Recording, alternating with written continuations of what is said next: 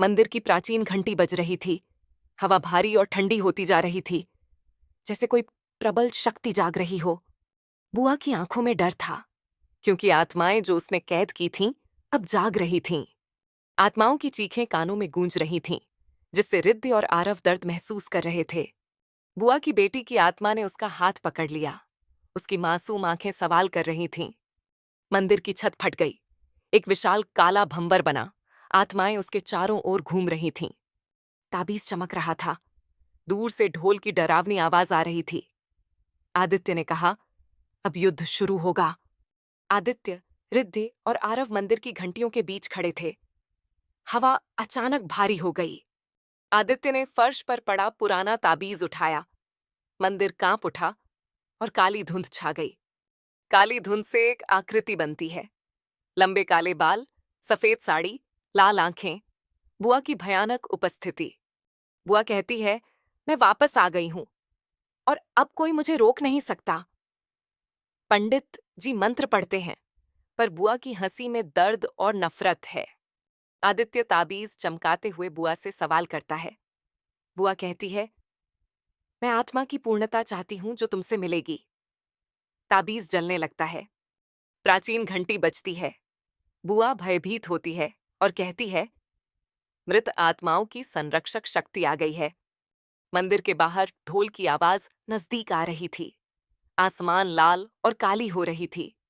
गांव वाले सड़क पर खड़े थे।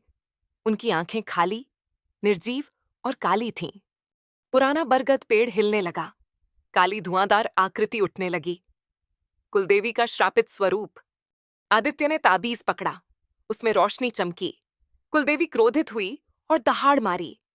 पुरखा प्रकट हुए, बोले, यह श्राप हमने शुरू किया था, अब तुम्हें खत्म करना होगा। आदित्य ने ताबीज आसमान की ओर उठाया। सफेद रोशनी ने गांव को घेर लिया। कुलदेवी शक्ति खोने लगी। गांव में शांति लौटने लगी थी, पर वह शांति जैसे तूफान से पहले की खामोशी हो। शहर की रोशनी और भीड़ के बीच ताबीज हल्की धड़कनें देने लगा, जैसे कुछ जीवित हो। रिद्धि ने मंदिर की घंटी की आवाज सुनी, जो शहर में हो ही नहीं सकती थी। बिजली चली गई। दीवार पर खून से लिखा वाक्य दिखा, मैंने कहा था, ये खत्म नहीं हुआ। हवा में राख उद्दिह रही थी। एक सुनहरी आंखों वाली औरत का चेहरा धीरे धीरे बन रहा था। हर स्क्रीन पर उलटी गिनती शुरू हुई। किंता अधिष्ठा का जन्म नजदीक था। उल्टी गिनती तेजी से घट रही थी और घर में अजीब फुसफुसाहटें गूंज रही थीं। फोन पर उलटी गिनती फिर से शुरू हुई और एक पुरानी हवेली की लोकेशन खुल गई। सड़क खाली थी। हर सिग्नल हरा हो रहा था, जैसे दुनिया उन्हें हवेली तक ले जा रही हो। हवेली का दरवाजा अपने आप खुलने लगा। अंदर एक बूढ़ी औरत दिखाई दी। औरत ने बताया कि वे दोषी थे और अब कीमत चुकानी होगी। अधिष्ठा ने चेतावनी दी, अब फैसला करने का समय है।